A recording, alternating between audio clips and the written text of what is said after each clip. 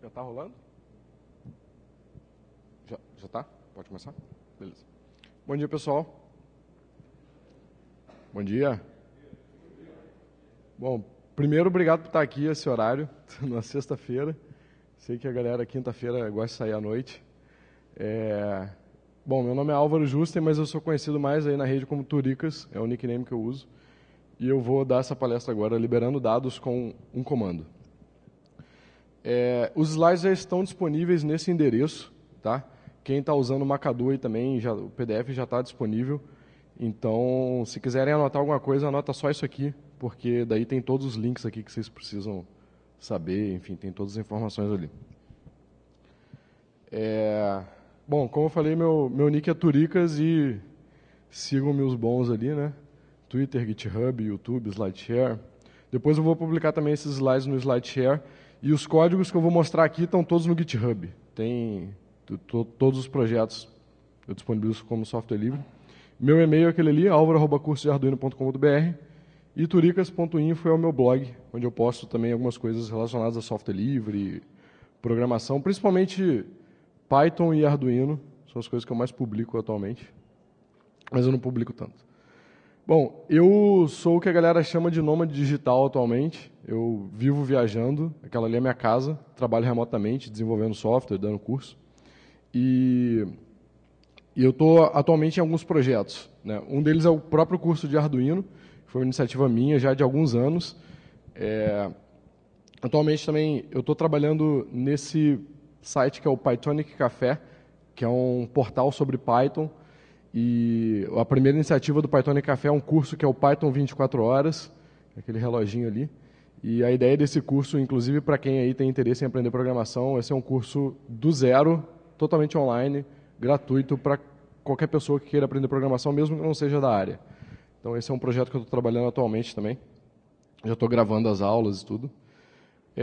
Estou trabalhando nesse projeto Gênero e Número, que é um projeto de análise de dados bem interessante. Eu estou fazendo a parte de captura e análise dos dados. Depois eu vou mostrar para vocês aqui como eu estou fazendo isso. E o projeto foi lançado ontem e a ideia é estudar, né, os números relacionados a gênero, a discrepância que a gente tem hoje, por exemplo, no Congresso, até nas Olimpíadas mesmo. Já estou analisando os dados das Olimpíadas. E a ideia é ter uma visão legal aí, baseada em dados sobre isso. E há pouco tempo eu entrei também para a equipe da Escola de Dados, que é uma instituição que tenta levar para as pessoas, né, formas de você conseguir fazer análises em cima de dados, seja com cursos, seja com qualquer tipo de iniciativa relacionada a dados abertos e tudo mais. Bom, esse dali é um word cloud sobre coisas que eu me interesso. Na verdade, esses projetos são só algumas coisas, né? Eu não trabalho especificamente para nenhuma empresa, mas eu curto fazer um monte de outras coisas. Então, desde hackear, fazer as paradinhas com Arduino, viajar para caramba, e estou sempre em conferências. Quem me acompanha aí no Twitter sabe que eu... Alô? Alô? Desligou. Oi.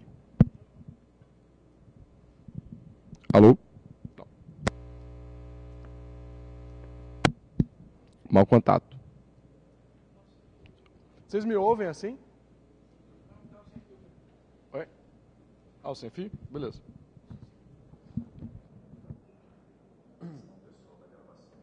Ah, tem razão. Acho que minha voz não ia aguentar também. Tá. Acho que deu algum problema ali. Ah, entrou a produção de tela, olha só.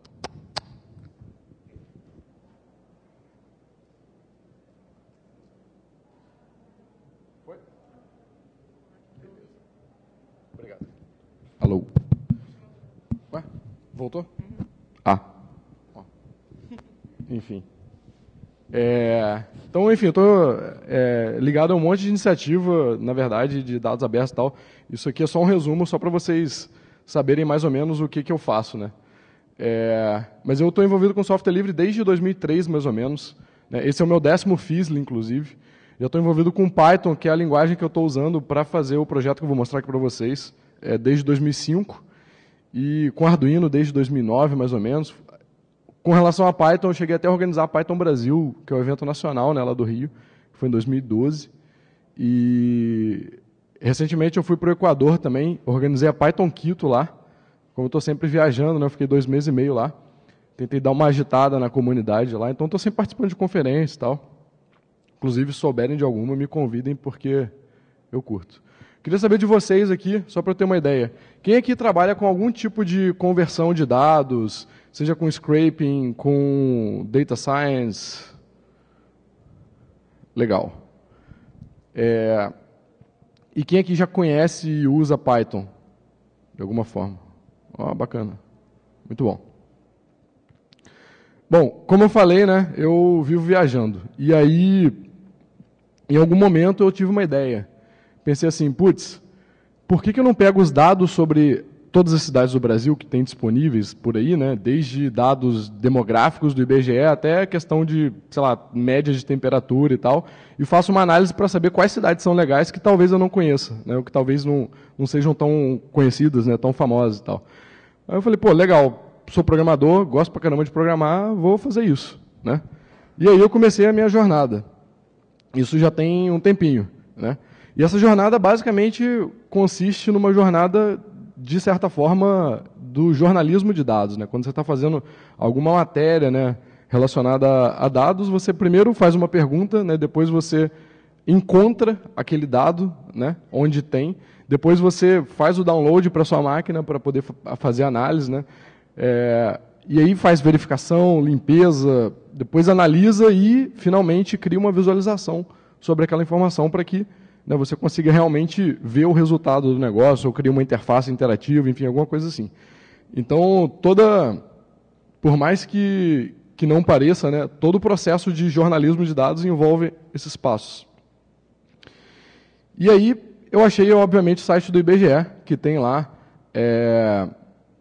os dados, né, os primeiros dados que eu queria pegar. Na Wikipedia também já tinha bastante coisa catalogada e tal. E daí eu falei, legal, então, putz, já dei o primeiro passo ali. Só que esses dados estão presos, né, num formato ali, no HTML, não sei se vocês estão conseguindo enxergar ali, tem ali até a população dos municípios e tal, mas não estão tão acessíveis assim, né?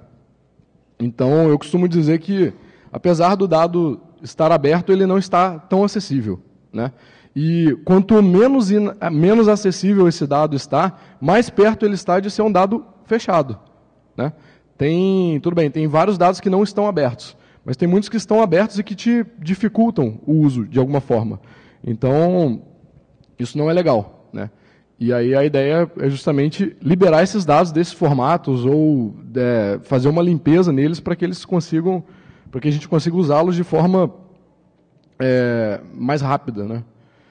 Então, o que eu já fiz até esse momento, né? Olhando ali, eu fiz a pergunta que eu queria, né? Na verdade, eu não sabia exatamente a pergunta, mas eu sabia que eu precisava daquele tipo de dado ali, e daí eu fui lá encontrar. O que eu quero, né, na verdade? O que resolve o meu problema? A análise e a visualização dos dados, né? É isso que eu quero, onde eu quero chegar. Eu quero poder, por exemplo, fazer um filtro com relação a, sei lá, distância da capital, população, enfim, coisas que são do meu interesse, né? Então, a cereja do bolo está ali embaixo. É ali que eu quero chegar.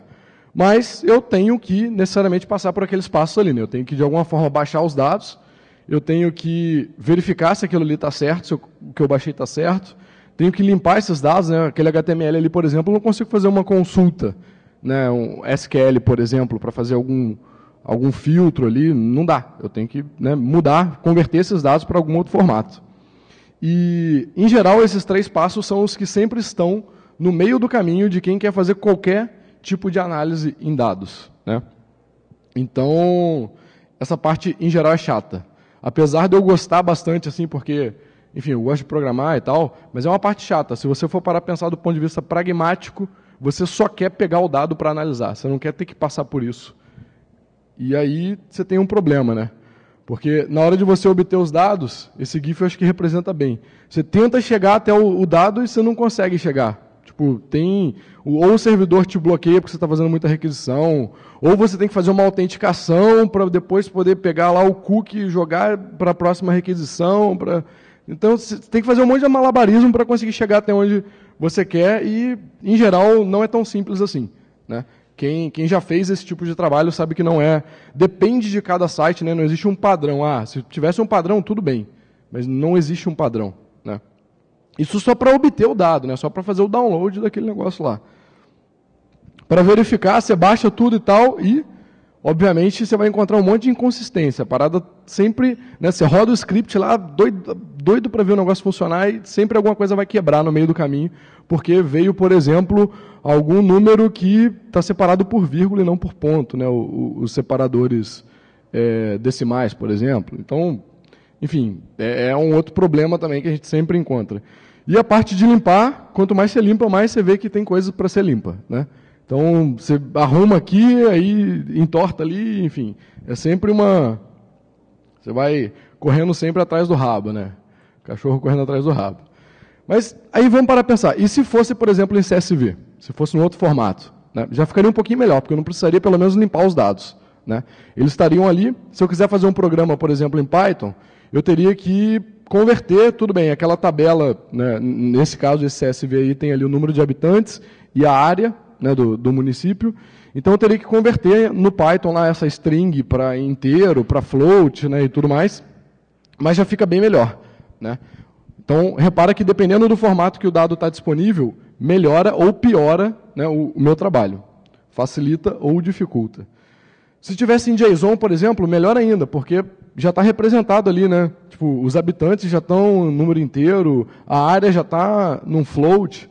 Nesse caso específico, o JSON seria um formato muito bom, porque quando eu importo, por exemplo, no meu programa em Python, isso aqui já está bonitinho ali, os tipos direitinhos, né? Óbvio que o JSON não representa muito bem data, hora, então isso eu ainda teria que ter um trabalho de conversão de dados, mas já é melhor do que o CSV nesse ponto. Se tivesse em XLS ou XLSX, eu teria outras limitações, né? Por exemplo, no caso do XLS, eu tenho um limite de 65.535 linhas. Não dá para ter mais do que isso em um arquivo XLS, né? Fora que eu também não consigo necessariamente representar todos os tipos de dados que eu quero, enfim. Então, cada formato tem suas peculiaridades, né? Cada formato vai ter prós e contras. E pelo que eu já vi hoje, desses formatos, que em geral são os que a galera disponibiliza, eu nem coloquei aqui PDF, né? Mas tem gente que abre o dado em PDF, né? Olha que legal. Como é que você consegue extrair o dado do PDF, né? Você vai e digita tudo. Ou copia e cola, né? Não dá para você... Quer dizer, até dá, mas é difícil você automatizar um processo, né? Fazer um software que lê os dados de um PDF, né? De forma que você tenha certeza de que você está lendo a informação correta e tal. Então, cada formato vai ser uma abordagem completamente diferente. E eu fiquei meio de saco cheio disso, porque, tipo, os dados, se a gente for parar para ver, esses últimos slides representam os mesmos dados. Então, esse dali que está em XLS, ele tem o estado, o nome do município, o número de habitantes e a área em quilômetros quadrados, né, do município. Se eu for ver aqui atrás, ó, o JSON também está representando isso. O CSV também está representando isso. E no caso aqui, lá do meu HTML, cadê? Nossa, está lá atrás. Está representando também aquela informação ali. Então, de certa forma, a informação é a mesma, né? Só que ela está num formato completamente diferente. E a forma como eu vou fazer o meu programa para acessar esses dados é bem diferente. Então, putz, deveria ter uma forma melhor de fazer isso aí, né? Sem que eu precise, para cada formato diferente, ter que fazer um código completamente diferente. Então, eu criei esse projeto chamado Rows, e a ideia dessa biblioteca na verdade, é um projeto que é uma biblioteca Python, você pode usar no seu programa em Python, mas ela também tem uma Command Line Interface, né? Então você consegue ali abrir o terminal, digitar rows e tem vários subcomandos ali que você consegue usar. E é com esses comandos que eu vou mostrar aqui para vocês hoje como é que vocês conseguem liberar os dados de forma muito rápida e simples. E o objetivo então da Rows é ser um arcabouço para que você consiga trabalhar com dados tabulares, de certa forma, né? Já está disponível lá no PyPI, que é o Python Package Index. Então, se você trabalha aí com Python e tal, pip install rows vai funcionar perfeito. Já está no Debian também. A última versão ainda não chegou no Debian, porque eu lancei nessa madrugada. Então, ainda vai demorar um pouquinho para empacotar e tal. E está no Fedora também. O endereço é aquele ali, github.com/turicas/rows. Se quiser, enfim, ver a documentação, tem tudo lá. Criar issue também, enfim, se tiver algum problema. E a licença é GPL v3. Não, apesar de ser uma biblioteca, não é LGPL, não é BSD, porque software livre, nada de open source. Então, lancei a versão 0.2.0 há poucas horas atrás. E a ideia é automatizar tudo, né? Então, todas essas conversões que eu falei, de você ter, por exemplo, os dados num formato, em outro, ou no HTML, que você tem que limpar aquilo lá e tal, é automatizar tudo, para que você não tenha que perder tempo com aqueles 3 passos que eu mostrei ali, né? Que é justamente os passos em que você não quer passar por eles. Você não quer aquilo ali, você só quer fazer a pergunta, né? Saber onde é que tem a informação e depois já partir para a análise. Aquilo ali é sempre uma pedra no caminho. Então, resumindo, é uma biblioteca Python, mas também tem uma command line interface. Eu criei um conceito de plugin, então você, na verdade, tem o core, né, o núcleo da biblioteca, tem uma interface padrão para se comunicar com os plugins. E escrever um plugin é muito fácil. Eu tentei, inclusive, fazer com que isso fosse bem fácil. Não só para o usuário da biblioteca, né, mas para o cara que for contribuir com algum plugin também. Então, por enquanto, a gente tem esses plugins aí, disponíveis CSV, JSON, HTML. Dá para buscar no HTML sem ser table, né, sem ser tabela, com XPath também. TXT, XLS, GLSX, SQLite, ODS e Parquet. Parquet é o formato do Spark, para quem não conhece. Tem outros também em desenvolvimento, tipo, já tem um plugin para MariaDB, Postgres, OFX, que é para dados bancários, né, que você consegue exportar lá no site, no Internet Banking. Então, tipo, hoje em dia eu já consigo fazer uma conversão com um comando, por exemplo, eu baixo o FX lá do Internet Banking e eu já tenho um CSV, por exemplo, com a tabela lá com o meu extrato completo, sem precisar abrir num software específico. Mas esses ainda estão em desenvolvimento, ainda não está com um nível de qualidade aceitável para eu colocar. Mas, enfim, tem um monte de plugin de desenvolvimento. Tem alguns para trabalhar com o Pandas para fazer análise de dados, tem um monte de coisa legal. E aí, em Python, então, para eu usar a biblioteca, né? Tem um monte de gente aí que conhece Python. Eu importo a biblioteca e aí eu crio uma variável, table1, ali no caso, rows.import from CSV, passo o nome do arquivo. A partir disso, a biblioteca automaticamente já vai identificar quais são os tipos de cada coluna, já vai converter para mim, e aí é só eu iterar em cima dela. For row in table, print row, por exemplo. E cada row, cada objeto row desse, já vai ser, né, uma named tuple que tem as chaves, né, são os nomes dos campos, e os valores já estão convertidos. Então, por exemplo, nesse caso, eu peguei um arquivo que é um arquivo do Tesouro Direto, que tem lá as taxas de rentabilidade e tal, e o timestamp, por exemplo, ele já converteu para um objeto datetime no Python. Tá? Eu já posso usar esse objeto da maneira que eu quiser, eu não preciso converter, não preciso parar, né, e pensar como é que eu converto isso. Data de vencimento já é um datetime date, né? A taxa da compra já é um decimal, enfim, tem vários tipos de dado que ele já suporta automaticamente, já identifica o tipo e converte. Isso é muito bom, porque assim, se você só quer fazer uma análise simples, você só quer realmente importar o dado e já usar aquele negócio, você não quer parar para converter. Porque aí você tem que criar uma função que converte float, que converte inteiro, que converte isso, converte... Aí tem aquele caso específico da data que não veio a hora, aí tem, enfim, tem N casos, e nos últimos anos eu já passei por vários desses N casos, e aí o que eu fiz foi basicamente pegar todas as funções que eu já criei e juntar tudo num lugar só, tudo já com teste automatizado, né? Provavelmente quando você faz essas funções é difícil fazer teste, né, na hora que você está ali querendo o dado de qualquer forma, né, só para fazer uma análise. Então, em geral, isso é uma tarefa que pode causar bastante erro, né, bastante problema. Então, eu já fiz teste automatizado para tudo, não precisa se preocupar. E essa interface aí, para mim, é o melhor. Como programador Python, é o melhor que eu poderia esperar, sabe? Se essa biblioteca já existisse antes, eu provavelmente doaria uma grana para o desenvolvedor. Fica a dica. Sacanagem. E aí, para, por exemplo, ler XLS, rows.import from XLS. E a interface é a mesma, né? Eu vou iterar em cima da tabela, o objeto row que eu vou ter vai ser o mesmo, né? Se os campos forem os mesmos, vai ser row.timestamp, row. Qualquer outra coisa, e eu já vou ter acesso. Então a API é única. E se for com HTML? Mesma coisa, não tem por que mudar, né? Então, obviamente, cada plugin pode aceitar parâmetros diferentes, né? Por exemplo, se é um XLS, eu posso querer especificar qual é a planilha ali dentro, né?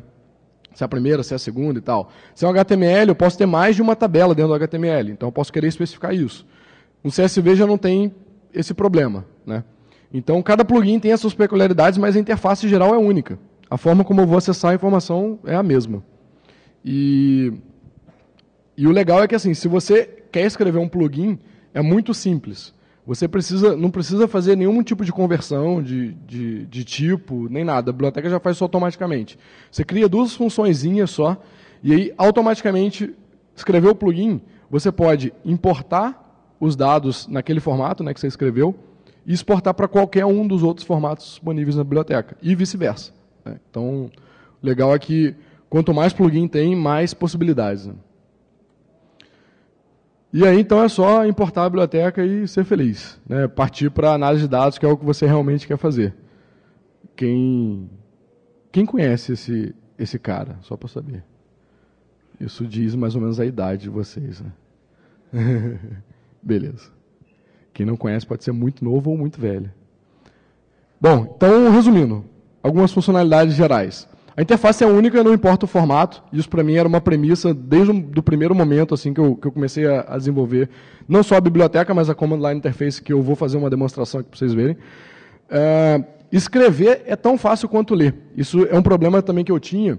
Algumas bibliotecas, para, por exemplo, ler sei lá, XLS, a biblioteca para você escrever funciona de maneira diferente, né? Não é um para um certinho, né? Então, como eu tentei fazer uma coisa bem pythônica, para, por exemplo, você criar uma table e colocar registros, é table.append. Né? É bem simples.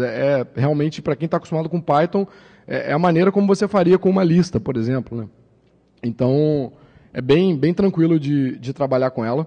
Tem vários plugins já disponíveis e outros em desenvolvimento também. É muito fácil criar um plugin, por exemplo. Teve um dia desse que eu tive que parsear um log. Aí eu criei um plugin que lê aquele log. E acabou. A partir daquele momento ali, eu pude exportar para qualquer outro formato que eu queria. E aí, dependendo do tipo de software que eu estou usando, eu posso jogar direto para um banco de dados, enfim. O banco de dados que atualmente suporta SQLite, acho que não tem naquela lista ali, né? Acho que eu não coloquei naquela lista, mas enfim.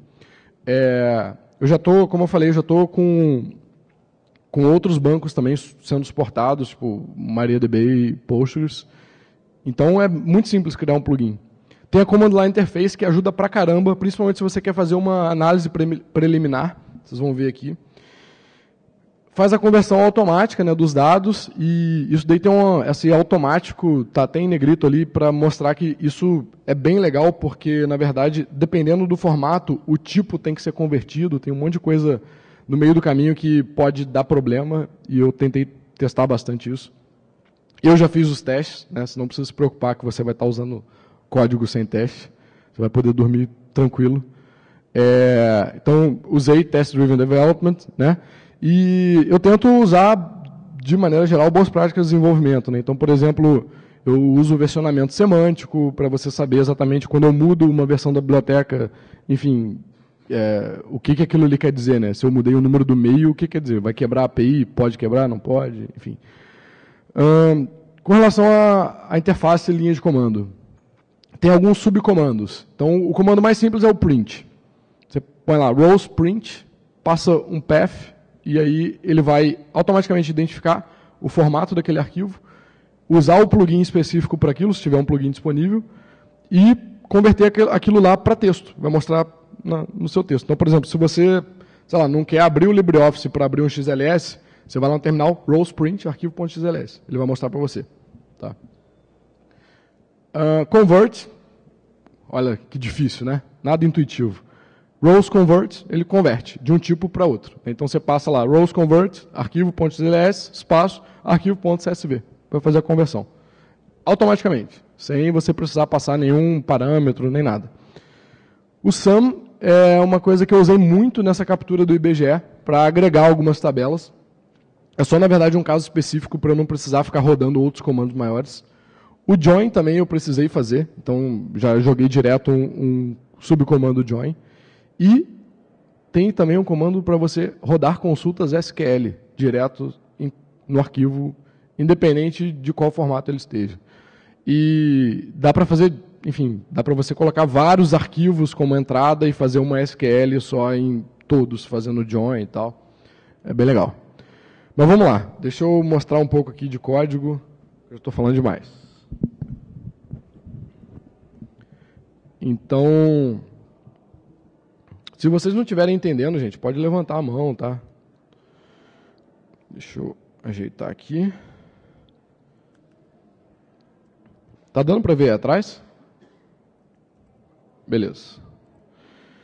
Então, estou aqui, já no meu virtualenv, já está com a biblioteca instalada, e aí tem esse comando aqui, rows. Se eu rodar o help aqui, ele vai me mostrar o que tem disponível aqui. O primeiro, como eu falei, é o comando print, e eu vou rodar aqui o print, só que em vez de rodar com o arquivo na minha máquina, eu vou passar um endereço para ele, e o endereço vai ser exatamente esse do IBGE que eu falei. Tá? Nesse caso aqui, ele mostra a quantidade de pessoas, né, de habitantes, para cada município do estado do Rio de Janeiro. Então, eu vou rodar aqui rows, print.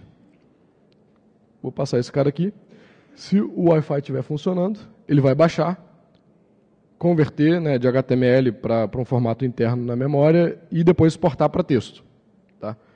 Então, aqui o que vocês estão vendo é a representação, né, disso daqui. Ele já identificou aquele table lá, tudo bonitinho. E o header aqui, obviamente, ele pega o que está na table lá. Né? Se vocês olharem aqui, tem o cabeçalho aqui com esses nomes, por isso que está esses nomes. E só isso aqui já ajuda pra caramba, já dá para fazer um monte de coisa legal. Só que tem uma coisa aqui que é o seguinte, o algoritmo de identificação de tipos não conseguiu identificar que essa coluna aqui é um número. Né? Por quê? Bom, por dois motivos. Primeiro porque tem aqui uma cidadezinha que tem 2 pontos aqui. Ó. Ele poderia identificar como float, né? O ponto, mas isso daqui não pode ser um float. Né? Tem 2 pontos, então não pode ser um float. Esse cara aqui também não, né? São Gonçalo. Então ele, putz, isso aqui não pode ser número, é string, né? Mas eu posso falar para ele o seguinte, olha só, esses dados, eles estão em português do Brasil. Ou seja, o separador de milhar é o ponto, né? O separador de decimal que é a vírgula. Então, se eu passar para ele aqui o locale, falar que é PTBR, o TF8, ele passa a entender isso. E quando eu rodar o comando, ele já vai saber se o Wi-Fi funcionar. Então, deixa eu fazer o seguinte. Foi. Então, nesse caso aqui, ele já não tem mais os pontos. Por quê? Ele já entendeu que, putz, português do Brasil, ponto separador de milhar, então isso daqui pode ser um número inteiro. Né? Aquele lá do Rio de Janeiro pode ser um número inteiro também. Né? E já fez a conversão. E o legal disso é que, como ele conseguiu identificar bem o tipo, se eu exportar, por exemplo, para JSON, lá no JSON já vai estar um número inteiro, não vai estar uma string com essa informação, não vai estar com um ponto. E daí eu já consigo fazer um monte de coisa legal aqui em cima desse cara. Né? Já consigo, por exemplo, fazer uma consulta em que eu verifico pessoas menor que tanto, ou maior que tanto. Para não ficar fazendo um monte de requisição HTTP aqui o tempo todo, eu vou fazer o seguinte, eu vou rodar aqui o convert, então eu troquei o print pelo convert, tá? E aí, como é que funciona o convert? Eu estou passando aqui a mesma opção, o locale, né, de entrada. Eu estou passando aqui o meu source, né, que seria esse endereço aqui, que ele vai baixar. E aí, para converter, eu preciso passar um outro cara, que é o cara que ele vai criar. Então, eu vou criar aqui, por exemplo, o rj.csv. Tá? Ele já identifica pela extensão do arquivo que eu quero criar um CSV, então eu não preciso falar para ele que é um CSV, porque já tem o .csv ali. Então, ele vai conectar lá, baixar e, ok, se, né, Unix Way, se ele não deu mensagem nenhuma reclamando é porque está tudo certo. Né? Então, se eu abrir aqui o meu RJ-CSV, já está aqui bonitinho o negócio convertido. Tá? Eu poderia converter aqui, ó, agora eu não preciso mais passar o input locale, porque eu quero converter o rj.csv, que já está sem aqueles pontos ali, então não preciso me preocupar mais com isso. Mas se eu quiser converter, por exemplo, esse cara para JSON, já está aqui, ó, bonitinho ali. Tá um JSON, e aí vocês vão ver que o pessoas já é um número inteiro aqui, porque quando ele fez a conversão, ele no CSV também identificou. Ah, essa coluna aqui é toda um número inteiro. E aí dá para brincar com outras coisas, né? Então, por exemplo, se eu quero saber quais as cidades que têm menos habitantes no estado do Rio, eu posso fazer uma consulta. Pessoas menor que 50 mil no meu rj.csv, e ele vai imprimir aqui o resultado para mim. Então, tem bastante cidades. Vamos fazer o contrário, vamos fazer as cidades que têm mais habitantes, que são as que eu vou querer passar longe. 1, 2, 3. Então, com mais de 1 milhão de habitantes, tem só Rio de Janeiro e São Gonçalo. Tá. Aqui, eu coloquei uma fonte de dados, né? Eu poderia ter colocado mais arquivos ali. E URLs, enfim, em outros formatos, não importa. Qualquer formato suportado pela biblioteca, ele consegue importar. E isso daqui, na verdade, é uma contração, né, disso daqui, ó. Eu poderia colocar qualquer SQL aqui que eu quisesse. Tá? Então, digamos que eu não quisesse, por exemplo, a UF ali do município, porque eu sei que é Rio de Janeiro, por exemplo. Então, eu poderia colocar aqui, select município, vírgula pessoas, from table 1. Aí ele numera, né, cada arquivo, cada fonte, ali, ele vai numerando table 1, 2, 3, 4. E já está ali o resultado sem essa coluna. Tá? Isso daqui, obviamente, ele está mostrando na tela, mas eu poderia colocar aqui um output. Então, eu quero que o resultado seja resultado ponto, sei lá, XLSX. Porque o meu cliente usa XLSX. Aí eu posso abrir aqui XLSX no LibreOffice. Ele vai abrir lá o resultado, bonitinho. Mas se eu não quiser abrir o monstro do LibreOffice, eu posso só rodar aqui, print, e ele vai imprimir também para mim. Tá? Os outros comandos eu acho que não faz tanto sentido eu ficar passando muitos detalhes aqui, porque eles fazem só algumas coisinhas, alguns casos específicos. Né? Acho que faz sentido eu entrar direto aqui nos exemplos, para mostrar para vocês, porque aqui já tem alguns exemplos mais legais. Então, por exemplo, o convert, eu peguei aqui eu não sei porque eu estou olhando para lá, minha tela aqui está a mesma coisa. Tem aqui um endereço, né, o locale, e isso aqui aquela URL ali equivale à população dos municípios do estado do Rio Grande do Sul. Então, por isso que o file name aqui é população RS. E daí, o que eu estou fazendo aqui nesse primeiro comando? Eu estou convertendo esse arquivo, né, que está nessa URL aqui, para esse file name.csv. Né? E só para mostrar como é que a conversão funciona, depois eu estou convertendo esse CSV para HTML. Depois eu estou convertendo esse HTML para XLS. Depois esse XLS para TXT. Depois o TXT para SQLite. Depois o SQLite para JSON. Tá? Então, repara que eu não peguei, né, da fonte primária. Eu fui convertendo. E se no final eu abrir o JSON e tudo estiver bonitinho, com os tipos corretos, quer dizer que essa conversão não teve perda. Né? E aí, no final, eu ainda converto aqui o seguinte. Esse exemplo aqui eu nem lembrava dessa última aqui. Eu converto ordenando de forma decrescente por pessoas, e aí eu passo esse file name sorted aqui. Vamos rodar esse cara aqui. E aí vai, dependendo, vamos ver, ele vai fazer 2 requisições, né? Então vai depender do Wi-Fi aqui. Parem de ficar aí no Facebook para ajudar. No final disso aqui, ele deve ter gerado um monte de arquivos. Né? Ó, demorou 11 segundos. Então, se eu der um ls aqui, ó, tem lá população RS CSV, HTML, JSON. Vamos ver o JSON, que é o último lá. Né? Ó, tá tudo aqui. Pessoas é um número inteiro. Tá vendo? O FRS, município e por aí vai. Né? E o legal é que tanto pela comanda, se eu, por exemplo, quiser automatizar, sei lá, baixar um monte de coisa do IBGE, eu posso fazer um script bash que faz um for ali, wget, mas poderia já usar o rows direto para fazer esses wgets. Né? Não preciso fazer o wget na mão, porque a biblioteca já faz isso.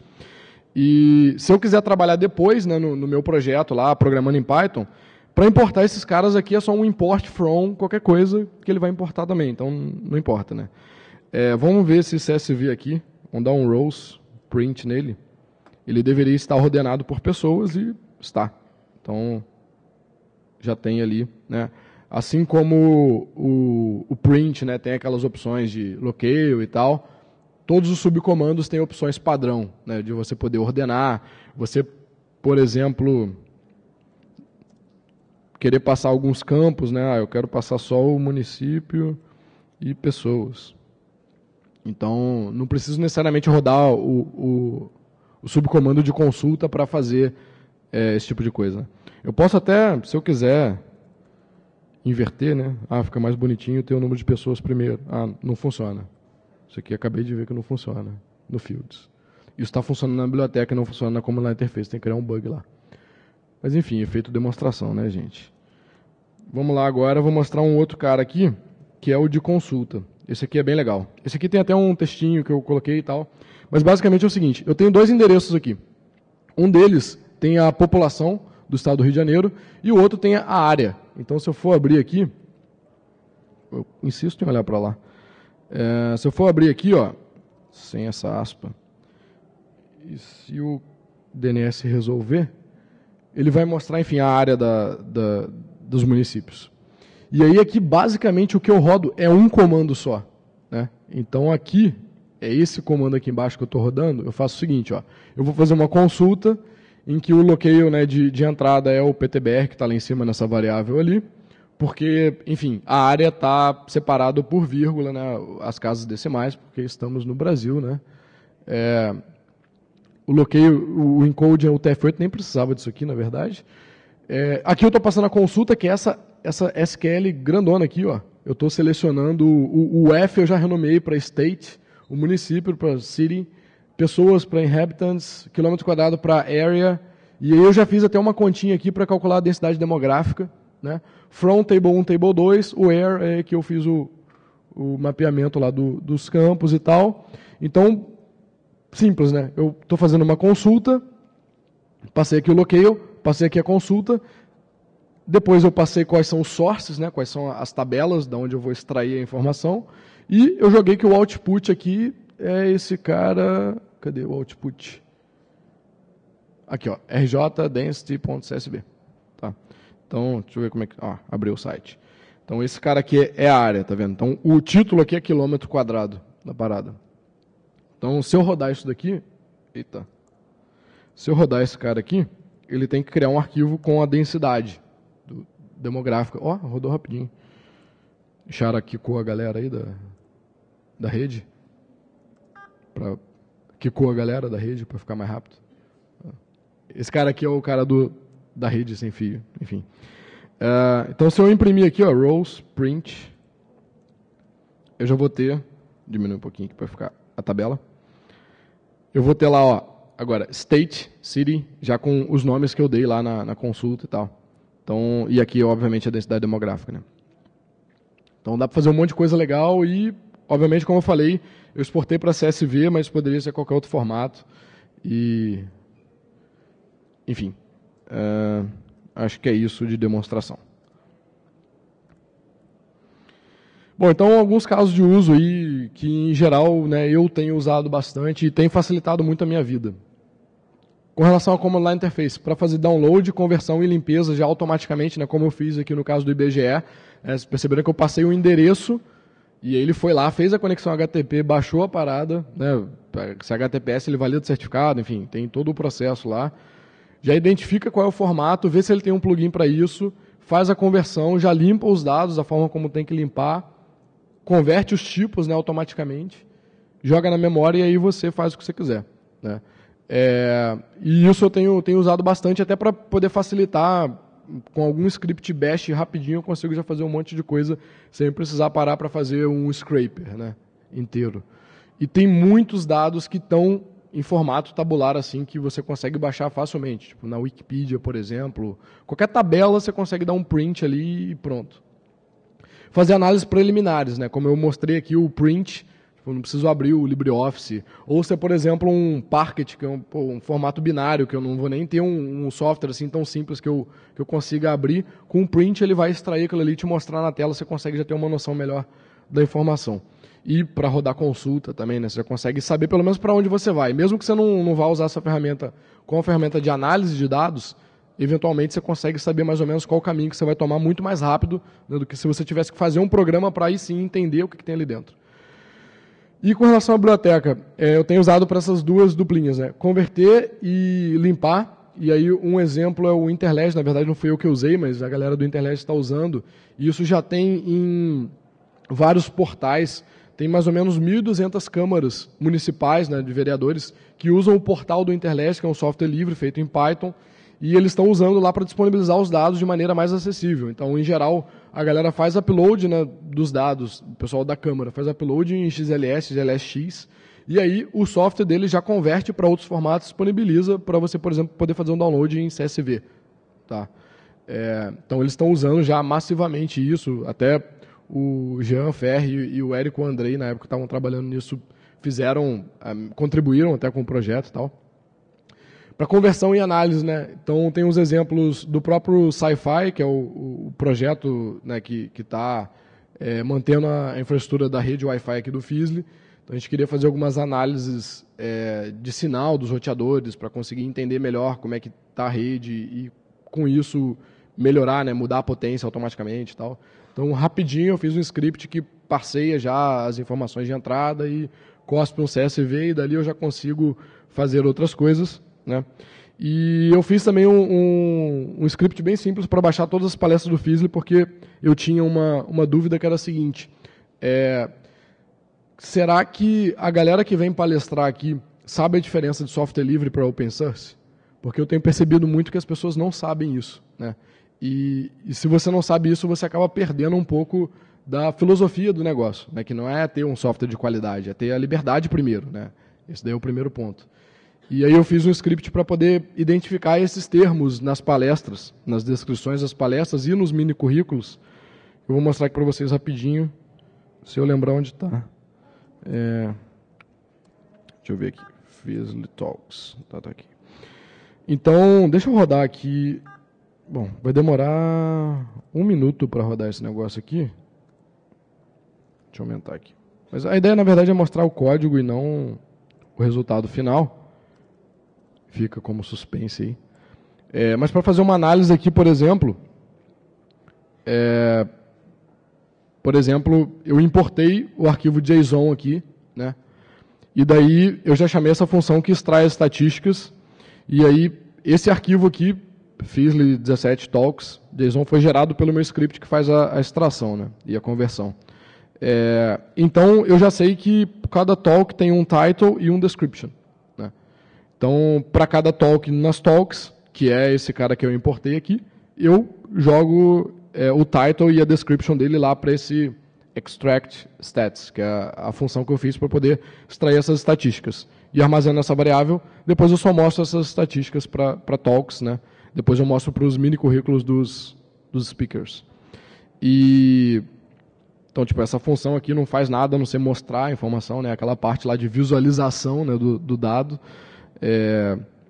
Essa parte aqui só extrai a estatística, né? Então também não tem direto a ver com o formato em si, é a análise, né? Então se for resumir aqueles carinhas lá, né?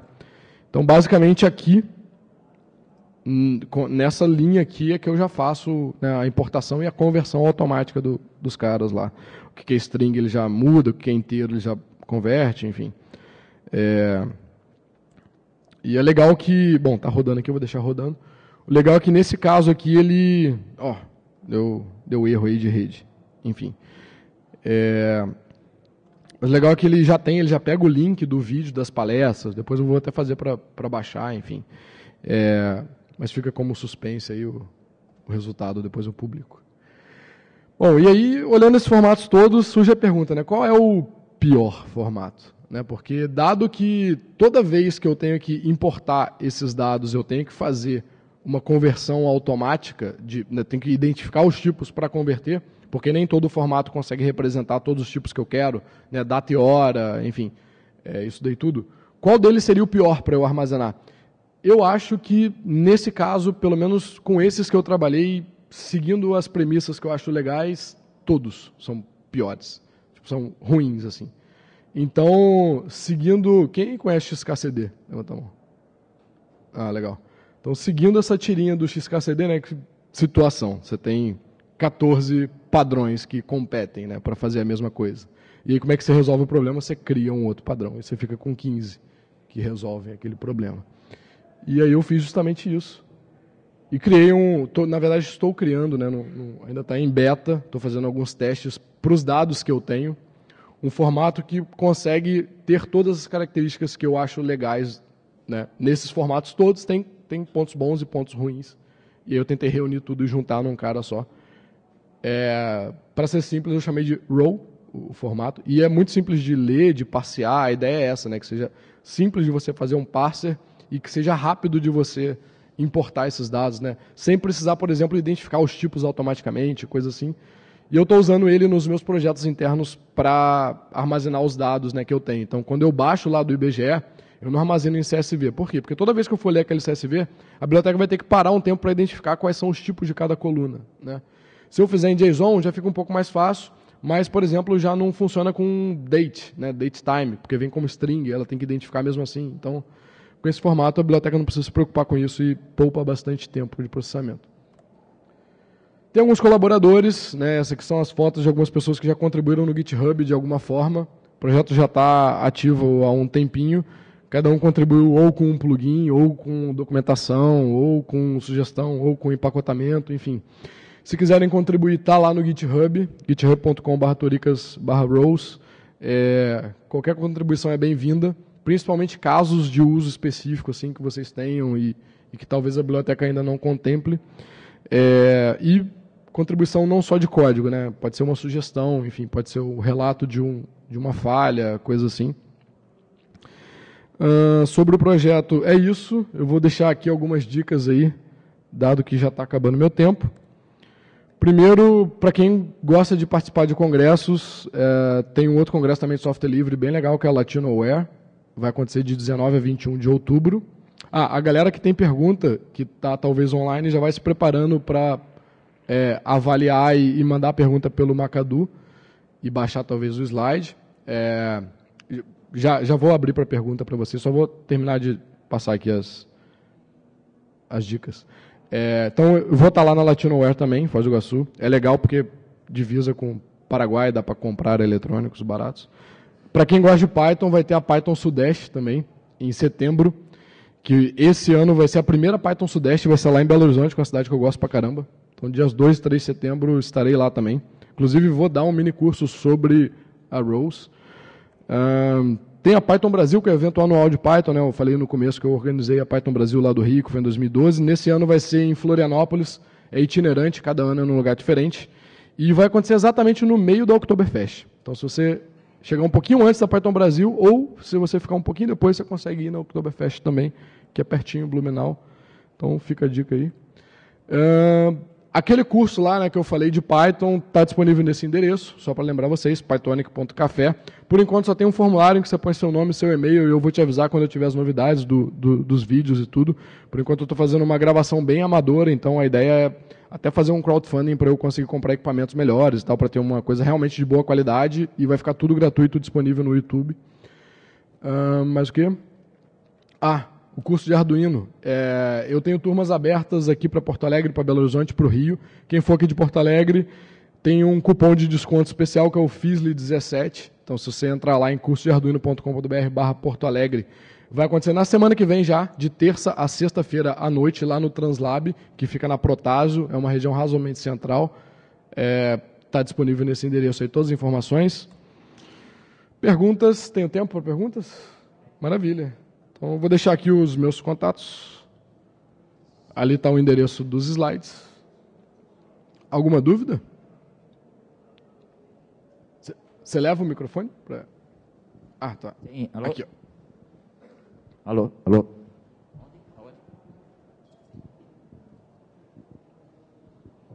Primeiramente, parabéns aí pelo projeto.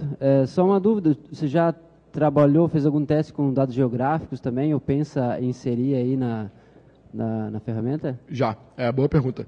Eu tenho já alguns conversores de GeoD para GeoJSON. Eu ainda não coloquei na biblioteca porque foram alguns casos bem específicos que eu precisei extrair, que eu estava pegando uns dados do GeoNames e de outros lugares também que eu queria plotar no mapa. Aí eu extraí tudo para GeoJSON e funcionou muito bem. E, na verdade, se você for parar a pensar no caso específico do GeoJSON, ele é um JSON, só com uma estrutura, né, já padronizada. Então você pode usar o plugin de JSON também. É só você colocar lá as features, as properties e tudo mais que ele vai gerar de boa. Então dá para usar também. Ainda não fiz nada específico para, por exemplo, bancos de dados que trabalham com geolocalização, né? Tem até um plugin que eu estou escrevendo para o MongoDB, e aí daria para usar, por exemplo, a busca, a geobusca lá do Mongo, né? Ou enfim, do Postgres, PostGIS e tal, mas dá para fazer, é muito simples. Tem como só voltar pro meu aqui, só para mostrar um códigozinho para ele aqui. Para você escrever um plugin, vou te mostrar como é que é. Você tem que escrever, como eu falei, né, duas funções e é bem simples. Eu tentei já deixar tudo muito, muito fácil.